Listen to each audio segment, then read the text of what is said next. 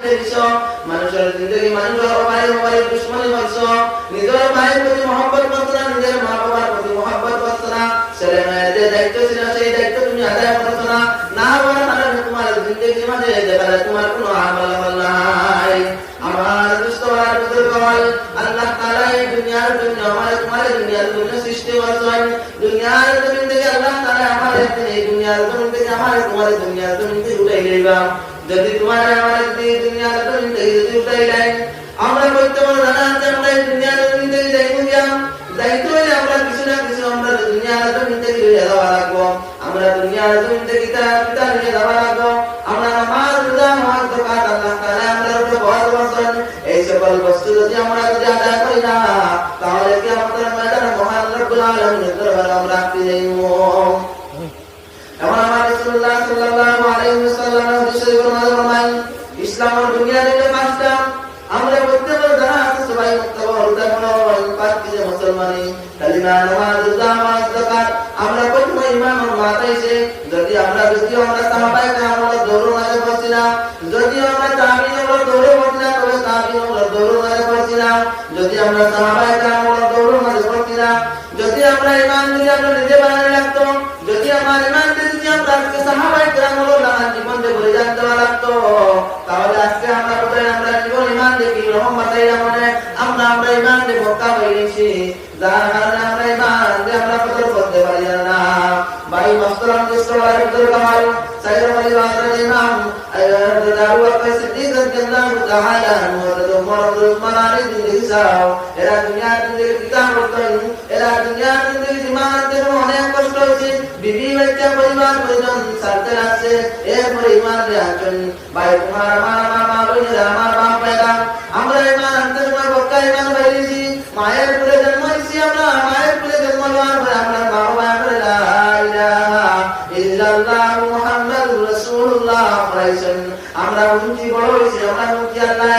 নবী আমাদের জামানা নবী বাজার কোন নবী নাই, এখন কত নবী আমার দুনিয়াতে দুই আছেন, কিন্তু আমরা নবীর বাজার কোন নবী নাই। মহান রব্বুল আলামিন আল্লাহ রাসূল সাল্লাল্লাহু আলাইহি ওয়াসাল্লাম ফরমান, ও আমার উম্মত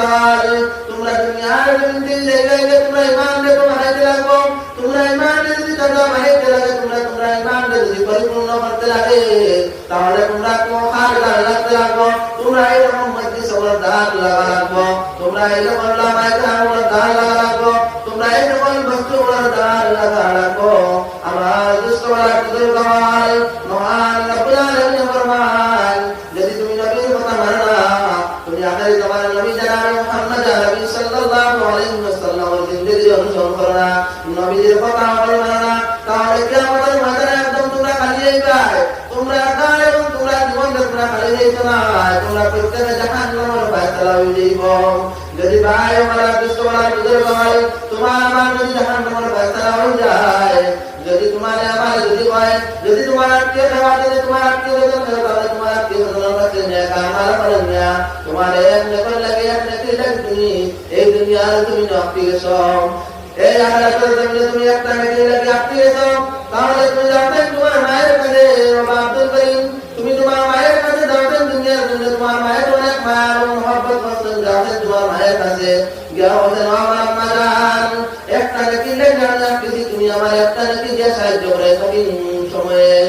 আমার আম্মা জান ফরমাইবা, ও আমার ছেলে দুনিয়ার জন্য তোমার খাওয়াইছি পিয়াইছি, তোমার কোরআন শিক্ষা দেওয়াইছি, নামাজের শিক্ষা দেওয়াইছি, কিন্তু সময় মতো তুমি নামাজ এবং রোজা রাখছো না, তুমি মা বাবার কথায় শুনছো না, যার কারণে তোমার আমি একটা নেকি দিয়ে সাহায্য করতে পারতাম না। ফিরে আইবা মহান রব্বুল আলামিনের দরবার, মহান রব্বুল আলামিনের দরবারে দোয়া আল্লাহ আমার মায়ের একটা নেকি দিয়ে আমার সাহায্য করবে না,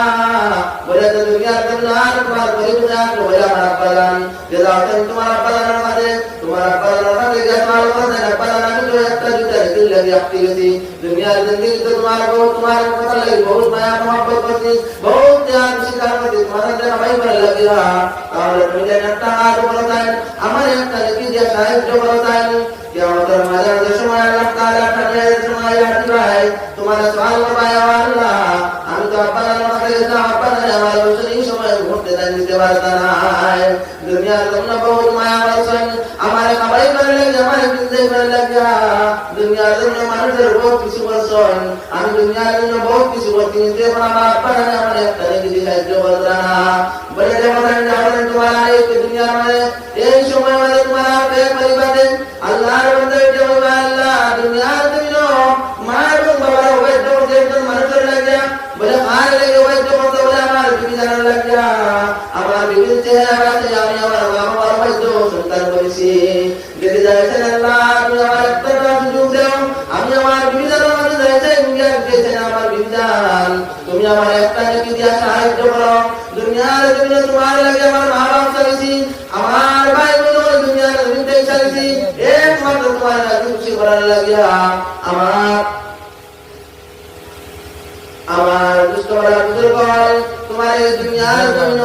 তোমার বিবি আপনার সবচেয়ে প্রিয়, তোমার বিবি সবচেয়ে প্রিয়, তোমার বিবি জানার কাছে যাওয়াই বিবি জানার কাছে যাওয়ার কাছে তোমার বিবিকে সহায় দাও। আমার বিবি জান দুনিয়ার জন্য তোমার বহুত মায়া আছে, আমার মা বাবার তোমার লাগে তোমার লাগে আমার মা বাবার তানিয়া আমি হইয়া আছি বাড়িতে গিয়া ভালো ভালো আমি এখন আমি খাইছি তোমার লাগে আমার মা বাবার খাওয়াইছি না, দেখি একটা নাকি যে তুমি সাহায্য করো চাই বিবি জানার উঠে আমার বাইরে কঠিন মুহূর্তে এই কঠিন সময়ে তোমার সাহায্য করা যাইতো না। এই সময় আমি নষ্টি হইয়া আমার কি হাসর হইতো, আমি জাহান্নাম যাইব না জান্নাত যাইব আমি জানি না। আমার সন্তান তুমি অন্য কোনো এরকম আমার উদ্দেশ্য হইল আমার মাস্টার দুষ্ট বুজুর্গ